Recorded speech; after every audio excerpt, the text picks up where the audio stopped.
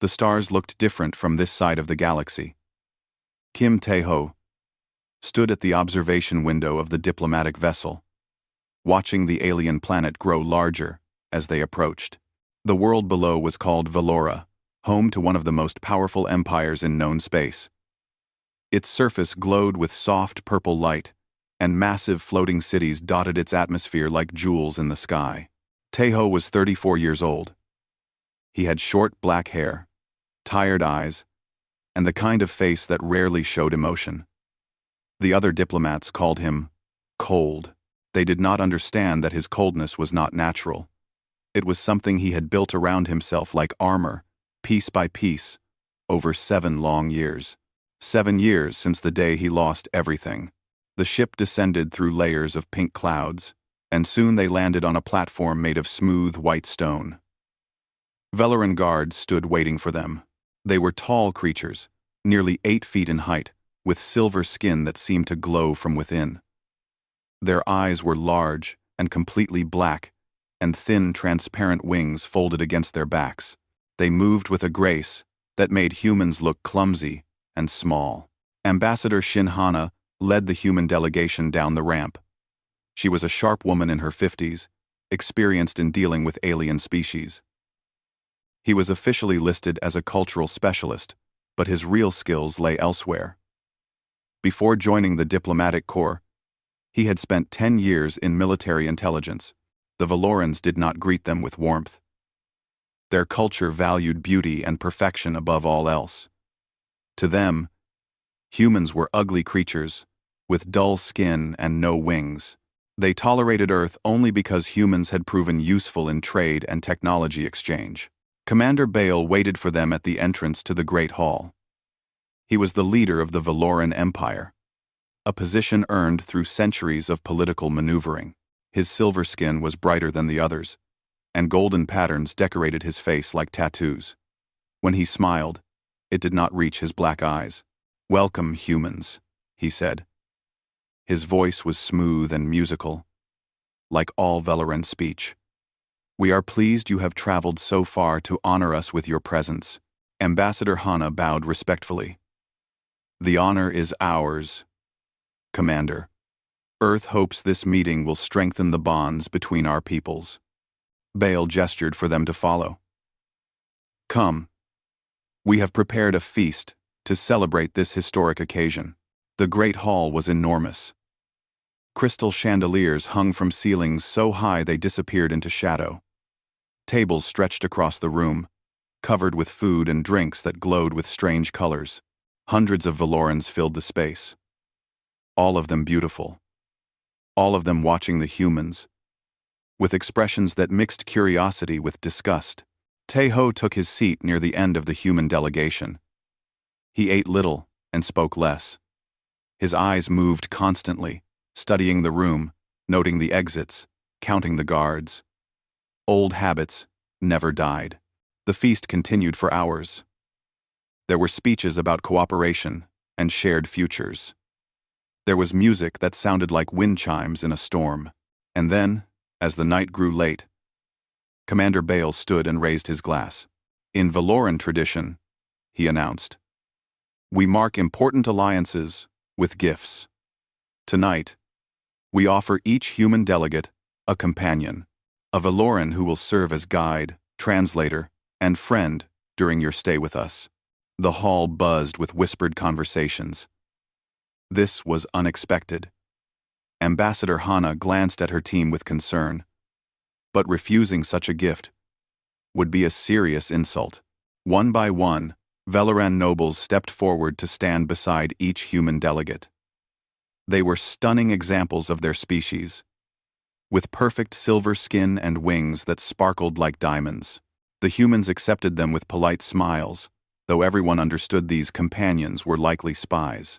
When they reached Tae-ho, Commander Bale paused. A strange smile crossed his face. "For this one," Bale said, "we have prepared something special." The Valorans in the hall began to laugh softly. It was not kind laughter. It was the sound of a cruel joke about to be revealed. A door opened at the far end of the hall, and 2 guards walked in. Between them, they dragged a figure that made the entire room fall silent. She was Velaran in shape, but everything else was wrong. Her skin was not silver, but a dull, lifeless gray. Deep scars ran across her face and arms. Her wings were broken, hanging uselessly from her back like torn fabric. She walked with a limp, her head bowed low, and she was dressed in rags that barely covered her thin body. The hall erupted in laughter. Real laughter now, loud and mocking. Some Valorans pointed at her. Others covered their eyes in exaggerated horror. "We call her the Ruined One," Commander Bale said, his voice dripping with false sympathy. "She is the lowest of our kind. A failed experiment. A creature so ugly that even we cannot bear to look at her." More laughter. The other human diplomats shifted uncomfortably in their seats. Ambassador Hana opened her mouth to protest, to demand a proper companion for her officer. But Taeho was not listening. He was staring at the broken creature before him. His face, usually so empty of emotion, had gone completely white. His hands gripped the edge of the table so hard that his knuckles turned pale. The creature had not looked up. She stood between the guards with her shoulders hunched, waiting to be rejected, waiting for more humiliation. She had clearly experienced this before. Taeho stood slowly. The laughter in the hall began to quiet as the humans watched their colleague with confusion. He walked toward her, step by step. The room grew silent. Commander Bale's smile flickered. This was not the reaction he had expected. The human was supposed to refuse, to show anger or disgust. That was the whole point of the joke. Taeho stopped in front of the creature. For a long moment, he simply looked at her. Then, he did something that shocked everyone in the hall. He bowed. A deep, respectful bow, as if she were the most important person in the room. "I accept," he said. His voice was steady, but strange. There was something in it that had not been there before. Something that sounded almost like hope. The Valorans stared in confusion. Ambassador Hana stared in confusion. Even the guards holding the creature looked at each other with uncertainty. Commander Bale laughed, but it sounded forced now. Humans truly have no sense of beauty. "Very well. She is yours." The guards released her and stepped back. The creature stumbled slightly, unused to standing without being held. Still, she did not look up. Taeho removed his jacket and gently placed it over her shoulders. Then he offered her his arm, as if escorting a queen to a dance. "Come with me," he said softly. "You are safe now." For the first time, she raised her head. Her eyes, clouded and gray, met his. There was no recognition in them, only fear and confusion and the exhaustion of someone who had given up hope long ago. But Taeho recognized her, even through the gray skin, even through the scars, even through years of pain that had twisted her body into something alien. He would know her anywhere. He had searched for her across the stars. He had joined the diplomatic corps just for the small chance of finding some trace of her. He had never stopped looking, never stopped hoping, even when everyone told him she was dead. And now here she was, his Yuna. As he led her out of the great hall, his heart pounded in his chest. The Velerans watched them go, still laughing at what they thought was a foolish human who had accepted garbage as a gift. They had no idea what they had just given him. They had given him back his entire world. The quarters given to Taeho were small, but comfortable. A bed, a desk, a window that looked out over the purple sky of Valora. The Valorans had not expected him to actually bring the creature back with him, so there was no second bed. There was barely room for two people at all. None of that mattered to Taeho. He guided her inside gently and closed the door behind them. For a moment, he simply stood there, his back against the door, trying to control his breathing. His hands were shaking. His whole body was shaking. 7 years. 7 years of searching.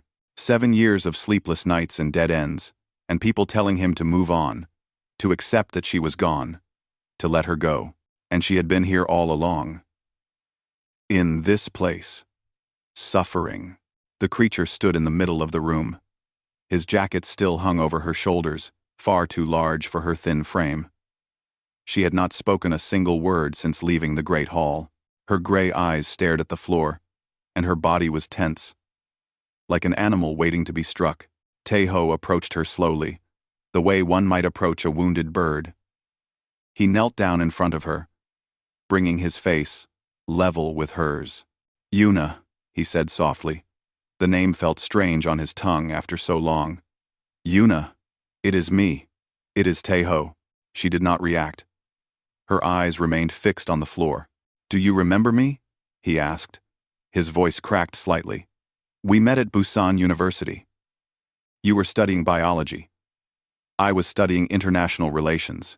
You spilled coffee on my books in the library, and you were so embarrassed that you offered to buy me new ones. Still nothing." Tae-ho felt tears building in his eyes. He had not cried in 7 years.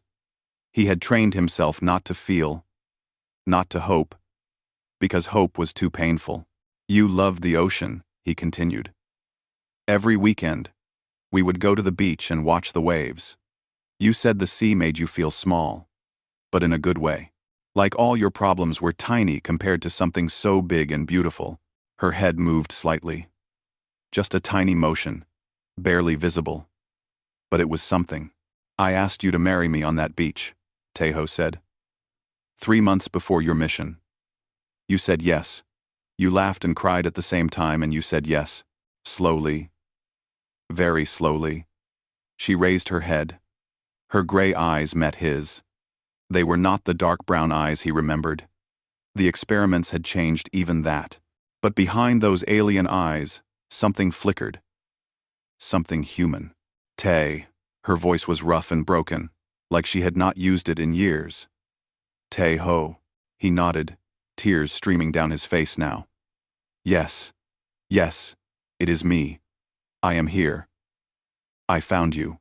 Her whole body began to shake. Her face twisted with emotions she had forgotten how to feel. And then she collapsed into his arms, making sounds that were not quite crying and not quite screaming, but something in between. The sounds of someone who had given up hope and suddenly found it again. Tae-ho held her tightly. He did not care that her skin was gray. He did not care that her body was scarred and broken. He held her like she was the most precious thing in the universe, because to him, she was. They stayed like that for a long time. Minutes passed, maybe hours. The purple sky outside the window slowly darkened to black. Finally, her shaking stopped. Her breathing became calmer. She pulled back slightly and looked at him with those strange gray eyes. "I thought I was dreaming," she whispered. "I thought I had finally gone mad." "You are not dreaming," Tae-ho said. He touched her face gently, tracing the scars on her cheek. "I am real, and I am going to take you home." A sound escaped her throat that might have been a laugh or a sob. "Home." I forgot what that word meant. "Tell me what happened," Tae-ho said. "Tell me everything. I need to know." She was quiet for a moment. Her eyes grew distant, like she was looking at something far away and terrible. "The ship was captured 3 days after we left Earth's solar system," she said. Her voice was flat, empty of emotion, like she was reading from a report. "There were 20 of us. Scientists, engineers, pilots. We thought we were alone out here. We were wrong." Tae-ho listened in silence. His jaw was tight, his hands clenched into fists. "The Velerans took us to a research facility. They were studying other species, trying to understand our biology, our DNA. They wanted to know what made us different." She paused. "They wanted to know if they could use us." "Use you how?" Tae-ho asked, though he was afraid of the answer. "They tried to combine human DNA with Valoran DNA," she said. "They wanted to create something new, something better. Most of the experiments failed. Most of the crew died." Her voice trembled slightly. "I survived. But I became this." She gestured at her body, at her gray skin, and broken wings and ruined face. "They called me a failure," she continued. A mistake. I was not beautiful enough to be useful, not dead enough to be forgotten. So they kept me alive as a servant. A joke. Something to laugh at when they were bored. Taeho's entire body was rigid with rage. He wanted to storm back into that great hall and destroy everyone who had hurt her. He wanted to watch the entire Valoran Empire burn, but he forced himself to stay calm. Anger would not help her now. She needed him to be strong. "How long?" he asked quietly. "I do not know," she admitted. "Time is different here." It felt like forever. She looked at him. "How long has it been on Earth?" 7 years, he said. 7 years. The words hung in the air between them. 7 years of torture. 7 years of being treated like garbage. 7 years of waiting to die. "I stopped hoping," she said. "I stopped remembering. It hurt too much to remember Earth, to remember you, to remember who I used to be. So I just let go. I became the ruined one. I forgot my own name. But you remember now," Taeho said. She nodded slowly. "When you said my name, it was like waking up from a nightmare. Suddenly I remembered everything. The beach, the coffee, your face when you asked me to marry you." A tear rolled down her gray cheek. "You looked so nervous. Your hands were shaking." "They are shaking now too," Taeho said, showing her his trembling fingers. For the first time in 7 years, she smiled. It was small, and sad, and broken, but it was a smile. "You came for me," she whispered. "I never stopped looking," he said. "Not for one day. When they told me your ship was lost, I did not believe it. When they declared everyone dead, I did not accept it. I joined the diplomatic corps because I knew, somewhere in my heart, that you were still alive. That I would find you somehow. 2C. Even after 7 years? Even after 700 years, he said. I would have searched until I died." She reached out and touched his face, her gray fingers tracing his features like she was making sure he was real. "You are older," she said. "You are beautiful," he replied. She laughed, a short and bitter sound. "I am a monster." Taeho shook his head firmly. "You are Yuna, the woman I love, the woman I am going to marry. Nothing they did to your body changed who you are. You are still in there. I can see you." She stared at him for a long moment. Then, fresh tears spilled from her eyes. "I do not deserve you," she whispered. "That is not for you to decide," he said. "Now rest. You are safe. No one will hurt you again." He helped her to the bed and covered her with blankets. She was asleep within minutes. The exhaustion of years, finally catching up with her. Taeho sat in the chair by the window and watched her sleep. Outside, the stars of an alien galaxy glittered in the darkness. He had found her. Against all odds, across impossible distances, he had found her. Now he just had to get her home, and he would do whatever it took to make that happen. Whatever the cost, whatever the danger. The Valorans had no idea what kind of man they had just made an enemy of. They thought humans were weak and sentimental. They were about to learn how wrong they were. The nights on Valora were long, 3 times longer than Earth nights, Yuna had explained. During her years of captivity, she had learned to fear the darkness. That was when the experiments happened. That was when the scientists came. On her first night with Taeho, she woke up screaming. He was beside her in an instant, holding her, whispering soft words in Korean until her breathing slowed. Her body was covered in cold sweat, and her hands gripped his shirt like she was drowning. "I am sorry," she gasped. "I am sorry. The dreams." "Do not apologize," he said firmly. "Never apologize for this. None of this is your fault." She buried her face in his chest. Her thin body trembled against him. "Tell me about the dreams," he said gently. "Sometimes it helps to speak about them." For a long moment, she was silent. Then, in a voice barely above a whisper, she began to talk. "In the beginning, they took us one by one," she said. The scientists would come with their machines and their needles. They spoke about us like we were animals, test subjects, things without feelings. Taeho stroked her hair, saying nothing. He knew she needed to release these memories, no matter how painful. The first experiments were simple. Blood samples, tissue samples, brain scans.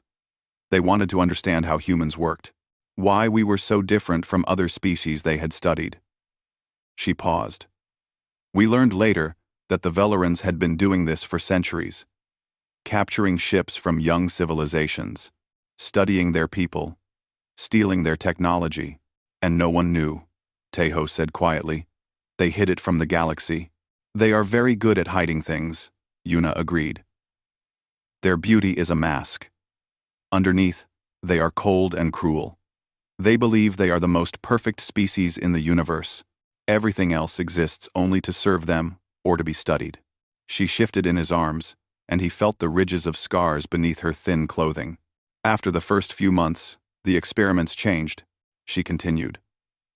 They began trying to modify us. Gene therapy, DNA splicing. They wanted to see if they could make humans better, stronger, more like them. The others, Taeho said. What happened to them? Yuna's body went rigid. Most of them died. The modifications were too extreme. Their bodies rejected the changes. I watched them die, one by one. Dr. Kim, Lieutenant Park, Engineer Lee, people I had worked with, people I had become friends with. Her voice cracked. I held their hands as they died and told them it would be okay. I lied to them. Taeho felt his own eyes burning with tears he refused to shed.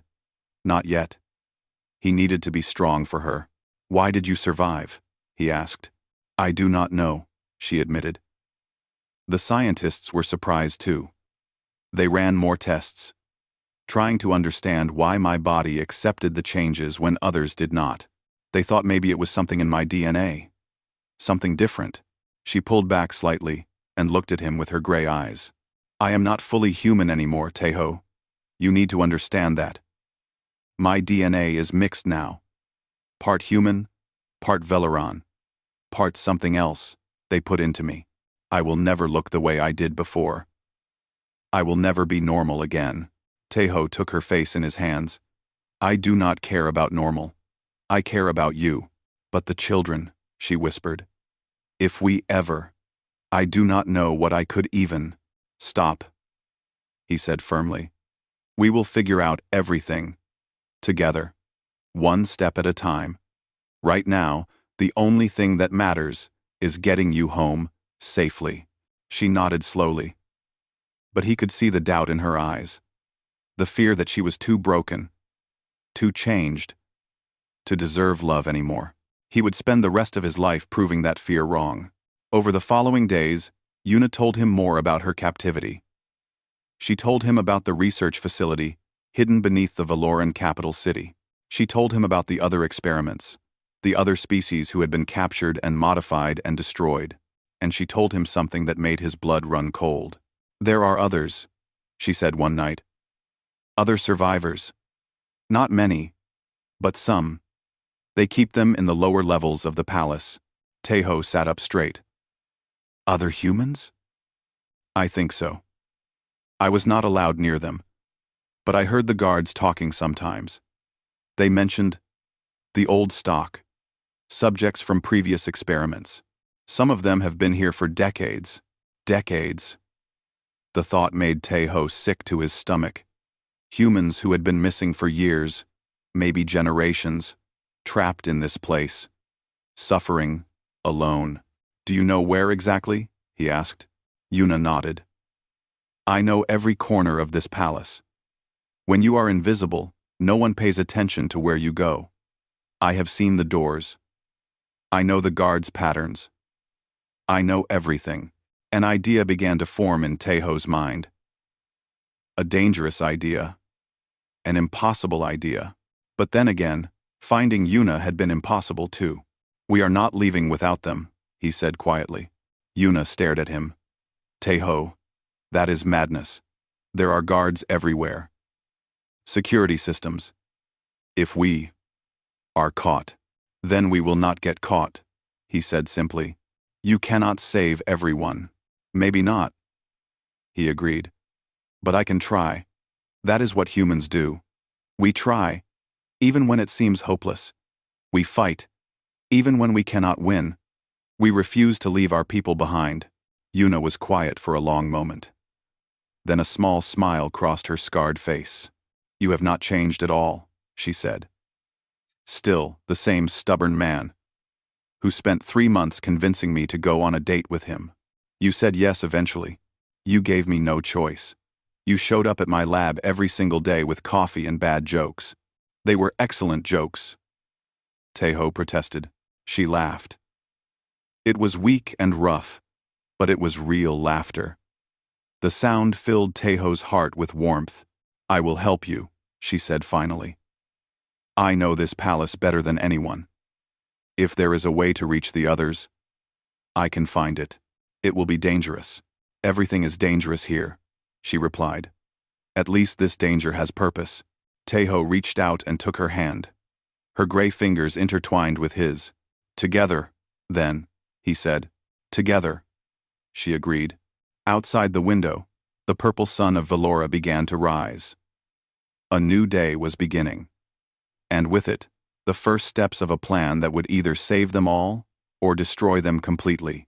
Taeho thought about the people waiting in those lower levels. Humans who had been forgotten by the galaxy. Humans who had given up hope, just like Yuna had. He thought about the Velorans in their beautiful floating cities, laughing and feasting, never thinking about the suffering beneath their feet. And he thought about Earth, his home, the blue and green world that had sent its children into the stars with dreams of exploration and peace, never knowing how cruel the universe could be. The Velorans thought humans were weak. They thought human emotions were flaws. They thought love and loyalty and compassion were signs of an inferior species. They were about to discover just how wrong they were. Humanity did not abandon its own. Not ever. And Taeho would burn this entire empire to the ground before he left a single human soul behind in this place of nightmares. He looked at Yuna. At her scarred face and broken wings and gray skin. She had survived 7 years of hell. She had endured things that would have destroyed anyone else. She was the strongest person he had ever known. And together, they were going to do the impossible. Again. Ambassador Shinhana was not a woman who surprised easily. She had spent 30 years in diplomatic service, negotiating with alien species that ranged from friendly to hostile to completely incomprehensible. She had seen things that would give most people nightmares. But when Taeho walked into her quarters in the middle of the night, she knew immediately that something was very wrong. Close the door, he said quietly, and activate your privacy shield. Hana did as he asked. A soft hum filled the room as the electronic barrier activated, blocking all surveillance devices. What is going on? She demanded.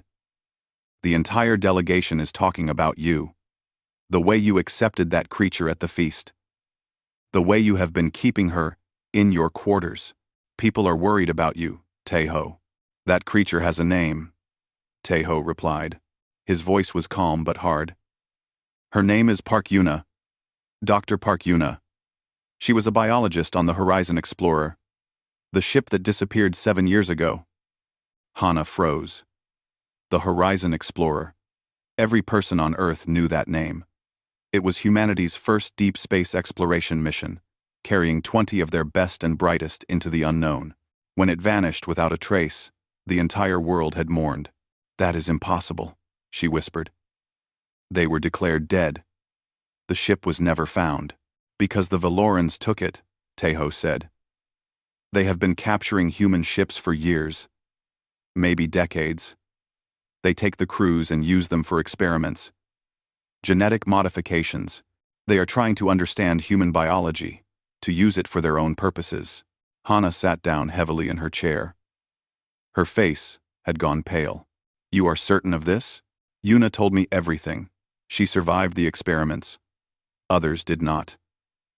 Taeho leaned forward. Ambassador, there are more survivors, other humans, kept in the lower levels of this palace. Some of them have been here for decades. We cannot leave them behind. Hana was silent for a long moment. Her diplomatic mind was racing through the implications. If this was true, it changed everything. The Valorans were not just arrogant trading partners. They were monsters who had been preying on humanity in secret. But exposing this truth would have consequences. Massive consequences. If we accuse the Valorans publicly, it could start a war, she said slowly. They have one of the largest fleets in the galaxy. Earth's military cannot match them. So we do nothing? Teho asked, anger creeping into his voice.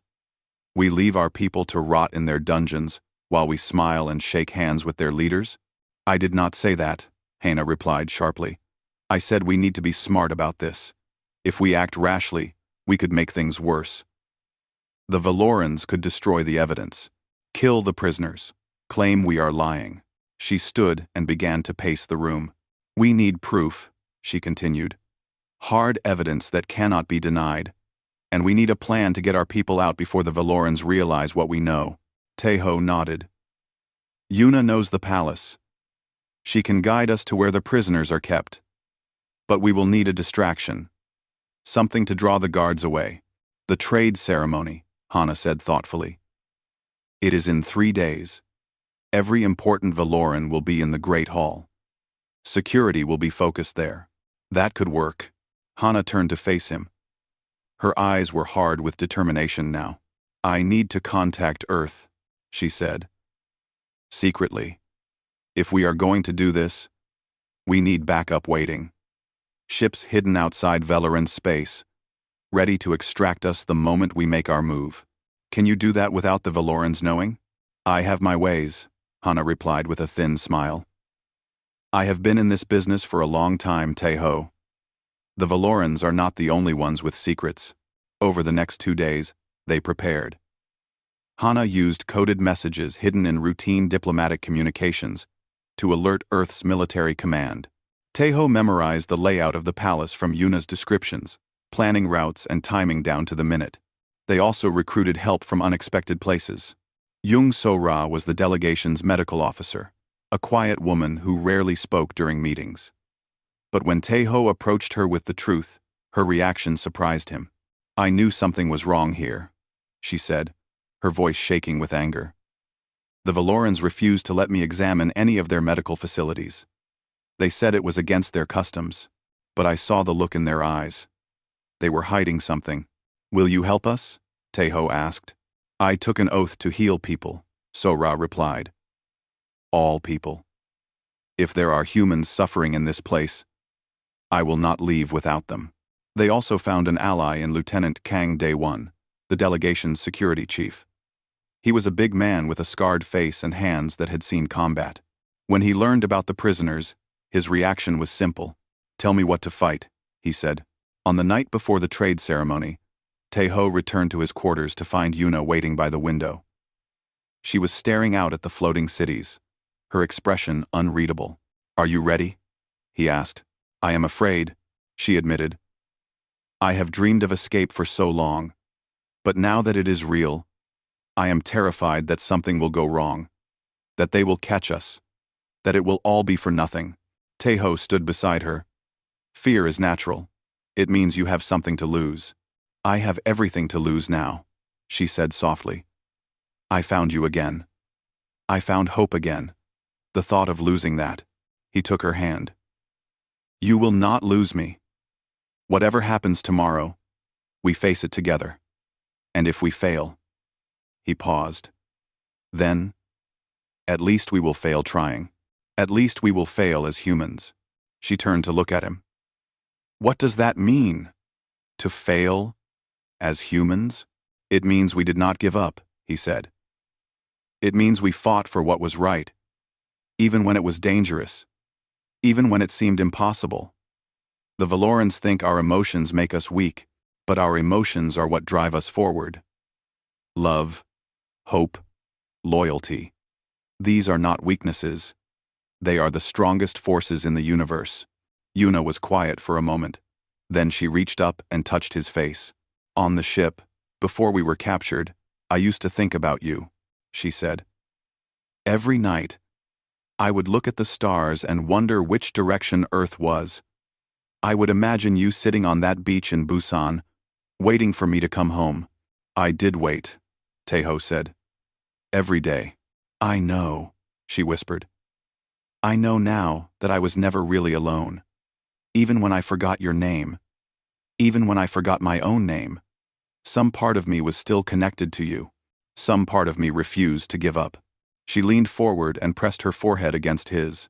Whatever happens tomorrow, she said, I want you to know that these few days with you have been worth everything. All the pain. All the years. Just to be with you again. Taeho closed his eyes. We are going to make it, he promised. We are going to go home. We are going to sit on that beach and watch the waves, just like we used to. And we are going to grow old together, telling stories about the time we escaped from an alien empire. That sounds like a good story, Yuna said. The best stories always have a happy ending, Taeho replied. Outside the window, the stars of the Valoran galaxy glittered like diamonds.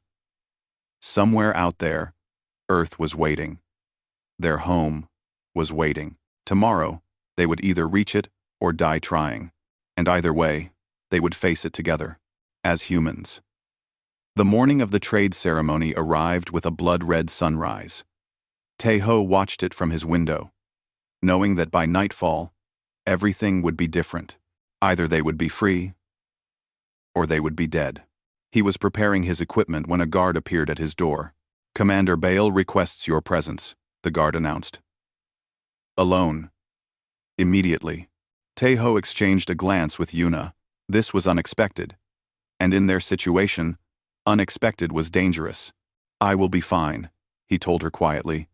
Stay here. Be ready. She nodded, but her gray eyes were filled with worry.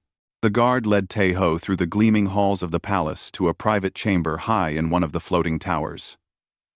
Commander Bale was waiting there, standing before a massive window that overlooked the entire city. Leave us, Bael said to the guard. When they were alone, Bael turned to face Taeho. His silver skin glowed in the morning light, and his black eyes studied the human with an expression that was difficult to read. You confuse me, Bael said. I am sorry to hear that, Taeho replied carefully. Do not play games with me, human. Bael began to walk slowly around the room, his movements graceful and predatory. I have heard reports about you. The way you treat the ruined one, the way you speak to her, the way you look at her. She has a name. She has nothing. Bael snapped. She is broken, useless, an embarrassment to our species. I gave her to you as an insult, and yet you treat her like a treasure. Why? Taeho met the commander's gaze without flinching. Because where I come from, we do not measure worth by appearance. We measure it by the soul. Bael laughed. It was a cold, hollow sound. The soul. How very human. Tell me, what is a soul? Can you touch it? Can you see it? Can you measure it with instruments? No, Taeho admitted. But you can feel it. You can see it in the way someone treats others, in the choices they make, in the things they are willing to sacrifice for. Sentiment, Bael said dismissively. Weakness, disguised as virtue. Perhaps, Taeho replied calmly. But our sentiment built civilizations. Our weakness is why we traveled across the stars, not to conquer, but to connect. Not to dominate, but to understand. And look where that brought you, Bael said with a cruel smile. To your knees. Before a superior species. I do not see a superior species, Taeho said quietly. I see a scared one. The smile vanished from Bael's face. His eyes narrowed dangerously. Explain yourself. Taeho took a step forward. He knew he was playing with fire, but he also knew that this might be his only chance to understand his enemy. Your people are beautiful, he said. Your cities float in the sky. Your technology is advanced beyond anything Earth has achieved. And yet, You spend your time tormenting those weaker than you. You capture ships and experiment on their crews. You treat anyone who does not meet your standards of perfection as garbage. He paused. That is not the behavior of a confident species. That is the behavior of a species that is terrified of its own flaws. You cannot accept imperfection because it reminds you that you are not as perfect as you pretend to be. For a long moment, Bale said nothing. The silence stretched between them like a wire about to snap. Then, very slowly, Bale smiled again. But this time, the smile did not reach his eyes. You are either very brave or very foolish, he said. Probably both, Tejo admitted. The woman you have claimed, Bale said. She was part of an important experiment. Our scientists spent years trying to understand why her body accepted the modifications when others did not. They never found the answer. I trekked pay. T. Maybe the answer was something your scientists could not measure, Tejo said. Maybe it was her spirit, her will to survive, her refusal to give up.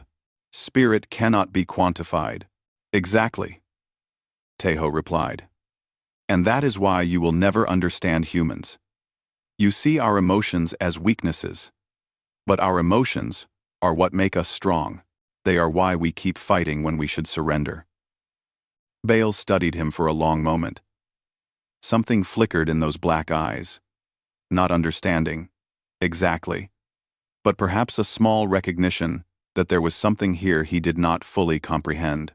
You truly love her, Bale said finally. Even in her broken state. Even knowing what she has become. I loved her before. I love her now. I will love her forever. Tejo's voice was steady. That is what humans do. We do not abandon the people we love just because they have changed. We do not throw them away because they are no longer perfect. And if she can never be repaired, if she must spend the rest of her life in that twisted body, then I will spend the rest of my life beside her, Tejo said simply, holding her hand, telling her she is beautiful. Bale shook his head slowly. I do not understand you, human. But I think, perhaps, I am beginning to see why your species has survived for so long. Because we are too stubborn to die, Tejo said, and too stupid to know when we are beaten. A ghost of a smile crossed Bale's face. Go. Return to your quarters. Enjoy your last hours with the ruined one. Before the ceremony tonight. Tejo bowed slightly and turned to leave. But at the door, he paused. Commander, he said, I wonder if you have ever loved anyone. Truly loved them. Not for their beauty or their usefulness, but simply for who they are. Bale was silent. If you have not, Tejo continued, then I feel sorry for you. Because for all your power and all your technology and all your perfection, you have missed the one thing that makes life worth living. He walked out without waiting for a response. As he made his way back through the palace halls, Tejo's mind was racing. The conversation with Bale had told him something important.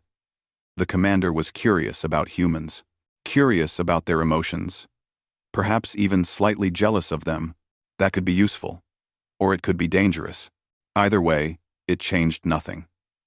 Tonight, they would make their move. Tonight, they would either escape or fail trying. When he returned to his quarters, Yuna was waiting anxiously. What happened? She asked. What did he want? He wanted to understand, Tejo said. He wanted to know why I love you. And what did you tell him? Tejo took her hands in his. I told him the truth. I told him that love does not need reasons. It does not need explanations. It simply is. And that is something his perfect species will never understand. Yuna's gray eyes glistened with tears. You should not have risked yourself like that. He could have hurt you. He could have, Tejo agreed. But I needed him to see me as something other than a weak human. I needed him to doubt, even a little, the things he believes about us. Why? Tejo smiled grimly. Because doubt creates hesitation. And tonight, when everything goes wrong, That hesitation might be the difference between life and death. Yuna stared at him for a moment. Then, she shook her head, a mixture of exasperation and admiration on her scarred face. You are playing a very dangerous game. I know, he said. But I learned a long time ago that the most dangerous games are often the only ones worth playing. Outside, the red sun climbed higher in the purple sky. The trade ceremony was only hours away now. The final act was about to begin. The trade ceremony filled the great hall with light and music. Thousands of Valorans gathered in their finest clothing, their silver skin glowing under the crystal chandeliers. Commander Bale stood at the center of it all, accepting praise and admiration from his subjects like a god receiving worship. Ambassador Hana smiled and nodded through the speeches, playing her role perfectly. No one watching would have guessed that beneath her calm exterior, her heart was pounding with fear and anticipation. At exactly 3 hours past midnight, when the ceremony reached its highest point, she excused herself to use the facilities. It was a perfectly normal thing to do. No one thought twice about it. In the corridor outside, she found Lieutenant Day 1 waiting in the shadows. Everyone is in position, he whispered. The distraction is ready. Hana nodded. Then let us begin. On the other side of the palace, Taeho and Yuna moved through the servant corridors. She led the way, her broken body navigating paths she had traveled 1,000 times during her years of captivity. They wore dark clothing that blended into the shadows. Behind them came Dr. So-Ra, carrying a medical kit filled with supplies they might need. Her hands were steady, despite her fear. They reached a locked door at the end of a narrow passage. Yuna entered a code on the panel, and the door slid open silently. How do you know that code? Taeho whispered. I told you, she replied. When you are invisible, no one pays attention to what you see. Beyond the door lay a staircase that descended into darkness. The air grew colder as they went down, and the walls changed from polished white to rough gray stone. This was the part of the palace that visitors never saw, the part that the Valorans pretended did not exist. They reached another door at the bottom. This one was heavier, reinforced with metal. 2 guards stood in front of it, their backs to the staircase. Day 1 appeared from the shadows behind them. He moved with the silence of a man who had spent his career in special operations. Before the guards could react, he had them both unconscious, on the floor. Quickly, he said. We do not have much time. Taeho found the control panel and used the access codes Yuna had memorized. What lay beyond made his blood freeze. It was a prison. Dozens of cells lined the walls, each one containing a figure huddled in darkness. Some were humanoid. Some were not. All of them looked broken. Spread out, Taeho ordered. Find the humans. Get them moving. They worked quickly, opening cells and helping the prisoners to their feet. Many of them could barely walk. Some had been there so long they had forgotten how to speak. Doctor. So-Ra moved among them, checking vital signs, administering basic care. I have found 12 humans, Day 1 reported. 3 more species I do not recognize. We take everyone we can, Taeho said. No one gets left behind. One of the human prisoners grabbed his arm. She was an older woman, with gray hair and hollow eyes. Her voice was cracked from disuse. You are from Earth, she whispered. You are really from Earth. Yes, Taeho said gently. Tears streamed down her face. I have been here for 23 years. I thought everyone had forgotten us. We never forgot, Taeho promised. We never stopped looking. Above them, the palace shook with a sudden explosion. The distraction had begun. Ambassador Hana had planted small charges in the service areas, designed to cause chaos without serious damage. Right now, guards would be rushing to investigate, leaving other areas unprotected. That is our signal, Taeho said. They fled through the corridors, a ragged group of survivors and rescuers. Yuna led the way, her knowledge of the palace guiding them through passages that avoided the main routes. Behind them, alarms began to wail. They know, Day One said grimly. They will be coming. Just get to the landing platform, Teho replied. Hana will have the shuttle ready.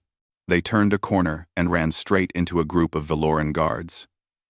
There was a moment of frozen surprise on both sides. Then everything erupted into violence.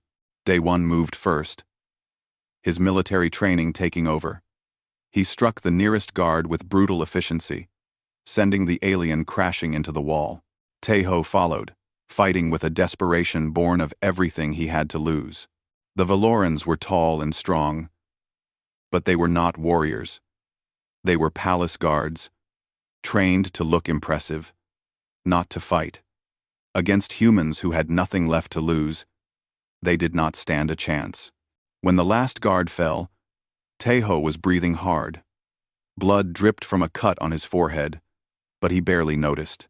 "Keep moving," he gasped. They ran through more corridors, more passages, more stairs. The palace had become a maze of flashing lights and screaming alarms. Twice more they encountered guards, and twice more they fought their way through. Finally, they burst onto the landing platform. The human shuttle waited there, its engines already warming up. Ambassador Hana stood at the ramp, waving them forward. "Get in," she shouted. "All of you, get in now." The survivors stumbled toward the shuttle, helped by the rescue team. Teho counted them as they passed. 12 humans, 3 aliens, all accounted for. But as the last prisoner climbed the ramp, a voice rang out across the platform. "Stop." Commander Bale emerged from the palace entrance. Behind him came a squad of elite guards.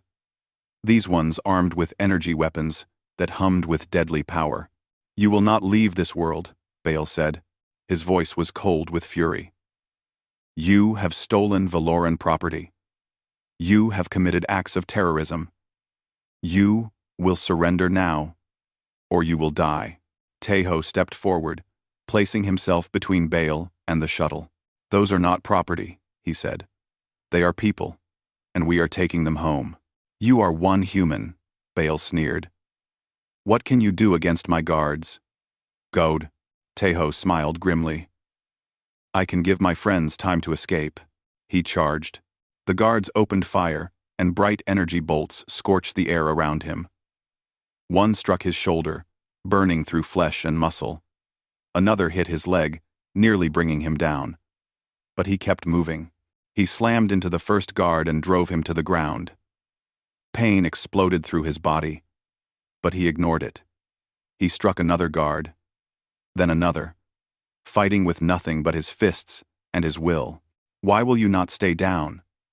One of the guards screamed, as Teho rose yet again from a blow that should have killed him. "Because she is waiting for me," Teho replied, through bloody teeth. Behind him, he heard the shuttle's engines roar to full power. The ramp was closing. They were going to make it. Bale shouted orders, and more guards rushed toward the shuttle. But Teho threw himself into their path, blocking and fighting, and refusing to fall. Then arms grabbed him and dragged him backward. Day One and 2 other humans had returned, pulling him toward the shuttle as it began to lift off. "You are insane!" Day One shouted as they tumbled onto the closing ramp. "Probably," Teho agreed. The shuttle rose into the sky, energy bolts splashing harmlessly against its shields. Below, Commander Bale stood on the platform, his face twisted with rage. Inside the shuttle, Teho collapsed against the wall. His body was broken in a dozen places. He could barely see through the blood in his eyes. But then Yuna was there, kneeling beside him, her gray hands pressing against his wounds. "You are an idiot," she said, tears streaming down her face. "A complete and total idiot." "I know," he whispered. "But I kept my promise. You almost died, but I did not." He reached up and touched her face. "I told you. We are going home. Together." The shuttle broke through the atmosphere and into the stars beyond. Behind them, the purple world of Valora grew smaller and smaller. They were not safe yet. The Valoran fleet would be mobilizing. The real battle was just beginning. But for now, In this moment, they were free, and that was enough. The shuttle shook violently as another energy blast struck its shields. Alarms screamed. Warning lights flashed red. Through the viewport, Tae-ho could see the Valoran warships closing in, their weapons charging for another attack. Shields at 30%. Ambassador Hana reported from the pilot seat. Her voice was calm despite the chaos. We cannot take many more hits like that. How far to the jump point? Daewon asked. 20 minutes. We will not make it. Tae-ho struggled to his feet, ignoring the pain that burned through his wounded body. Yuna tried to hold him down, but he gently pushed her hands away. Keep us alive for 10 more minutes, he said to Hana. Just 10 more minutes. And then what? Before he could answer, the communication system crackled to life. Commander Bale's voice filled the shuttle. Human vessel, this is Commander Bale of the Valoran Empire. You will surrender immediately and return what you have stolen. If you refuse, you will be destroyed. Tae-ho reached for the communication controls. Commander, this is Kim Tae-ho. We both know I am not going to surrender. So let me offer you a choice instead. You are in no position to offer choices, perhaps. But before you destroy us, you should check your long-range sensors. There was a pause. Then Bale's voice returned, and for the first time, there was uncertainty in it. What is this? Tae-ho smiled despite the pain. That is Earth's Third Fleet. 47 warships, including 3 heavy battlecruisers. They have been waiting just outside your space for 2 days, ever since Ambassador Hana sent her coded message.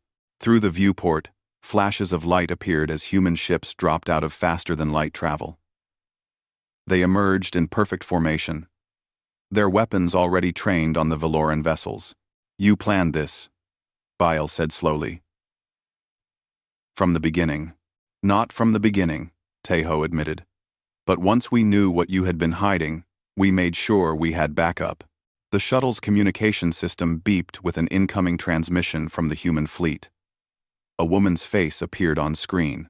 She was in her 60s, with sharp eyes and gray hair cut short in military style. Admiral Cho Mi-rae, commander of Earth's Third Fleet. Valoran vessels. This is Admiral Cho of the United Earth Defense Force. You will stand down immediately and allow our shuttle to pass. Any hostile action will be met with overwhelming force. Bale's fleet hesitated. They outnumbered the human ships slightly, but the element of surprise had been lost. And there was something else in the humans' eyes, something the Valorans had not expected. Determination. You would start a war over a few broken prisoners? Bale demanded. We would start a war over our people, Admiral Cho replied coldly. Every single one of them. That is what humans do, Commander. We do not leave anyone behind. Not today. Not ever. The standoff stretched for long seconds.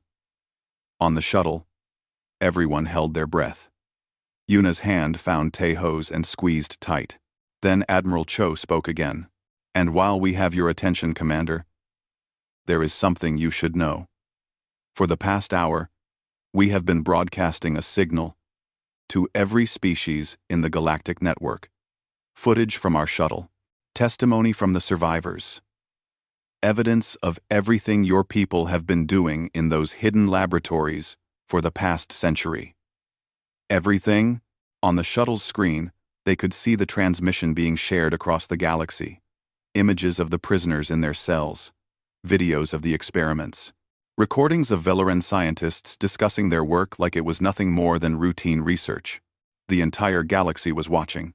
You are exposed now, Admiral Cho continued. Every species out there is seeing the truth about the great Valoran Empire. The beautiful, perfect Valorans who torture and experiment on other beings for their own amusement. What do you think they will think of you now? Bale's face had gone rigid. For the first time since Tae-ho had met him, the commander looked genuinely afraid. This changes nothing, Bale said, but his voice lacked conviction.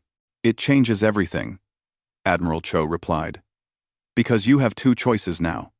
You can attack us and start a war that the entire galaxy will be watching. A war where everyone already knows you are the villains. Or you can stand down and let us leave in peace, and maybe salvage some small piece of your reputation. The Valoran fleet hung motionless in space. Seconds passed. Then, minutes. Finally, Bale's image appeared on the screen one last time. His black eyes burned with hatred. "Take your broken creatures and go," he spat. "But know this, human. We will not forget, and we will not forgive. Neither will we," Tejo replied quietly. The Valoran ships pulled back, creating a path for the shuttle. As they passed through the gap, the human fleet closed ranks around them, forming a protective wall. Inside the shuttle, someone started crying. Then someone else. Soon, the entire vessel was filled with the sounds of relief and joy and grief all mixed together. Survivors who had given up hope now realized they were going home.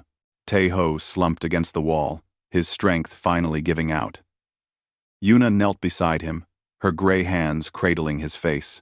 "You did it," she whispered. "You actually did it." "We did it," he corrected her. "All of us." Dr. Sora pushed through the crowd and began treating his wounds. Her hands were gentle, but efficient. "You have lost a lot of blood," she said, "and you have at least 3 broken ribs, and your shoulder is going to need surgery, but you will live." "Good," Tejo murmured. "What kind of plans?" Yuna asked. He looked up at her gray skin and scarred face and broken wings.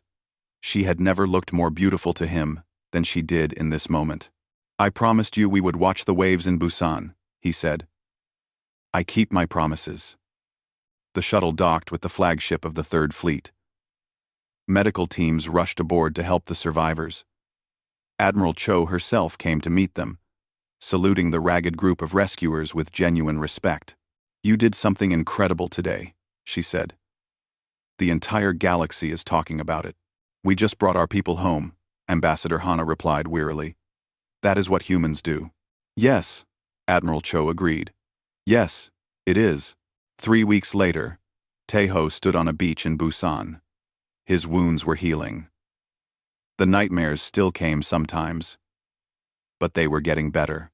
Beside him stood Yuna. She had undergone partial treatment at the best medical facilities on Earth. Some of the damage could be repaired. Her skin was still gray. Her wings were still broken, but her health was improving. The doctors said she would never look fully human again. She said she did not care. The sun was setting over the ocean, painting the sky in shades of orange and pink. Waves crashed against the shore, just like they had when Tejo proposed to her all those years ago. "It is strange," Yuna said softly. "I spent years dreaming of this moment, of coming home, of seeing the ocean again. And now that I am here, it almost does not feel real." "It is real," Tejo said. "I promise." She leaned against him, and he wrapped his arm around her shoulders. They stood there, in silence, watching the waves. "People stare at me," she said after a while. "Everywhere I go. They try not to, but I can see them looking. Does it bother you? Sometimes. But then I remember that I am alive. I am home. I am with you. And compared to that, what does it matter if people stare?" Tejo turned to face her. He reached into his pocket and pulled out a small box. "I have been carrying this for 7 years," he said. "I bought it a week before your mission. I was going to give it to you when you came back." He opened the box. Inside was a simple ring, silver with a small diamond. "I know everything is different now," he said. "I know you have changed. I know I have changed. But some things are still the same. I still love you. I still want to spend the rest of my life with you. So I am asking again. The same question I asked 7 years ago." He knelt down on the sand. "Park Yuna, will you marry me?" Tears rolled down her gray cheeks. She did not wipe them away. "Yes," she whispered. "Yes, you stubborn, wonderful, impossible man. Yes, we, we, we. He slipped the ring onto her finger and rose to kiss her. Around them, the sunset blazed, and the waves sang their eternal song. 6 months later, they were married in a small ceremony on that same beach. Their friends came. The survivors they had rescued came. Ambassador Hannah came, and Lieutenant Day 1, and Dr. Sora, and across the galaxy, species watched the footage of the wedding. A human man in a simple black suit. A scarred, gray-skinned woman in a white dress. Two people from different worlds, standing together, looking at each other like nothing else existed. The Valorans had called her the ugliest alien woman. They had given her to Teho as an insult, but he had recognized her immediately. He had seen past the gray skin, and the scars, and the broken wings. He had seen the woman he loved, the woman he had never stopped searching for, the woman he would have crossed the universe to find. And that was what made humanity special. Not their technology, not their military power, not their intelligence, their hearts, the ability to love without conditions, to hope without limits, to fight for each other no matter the cost. The galaxy was beginning to understand now. Humans were not weak despite their emotions. They were strong because of them, and that strength would shake the stars themselves.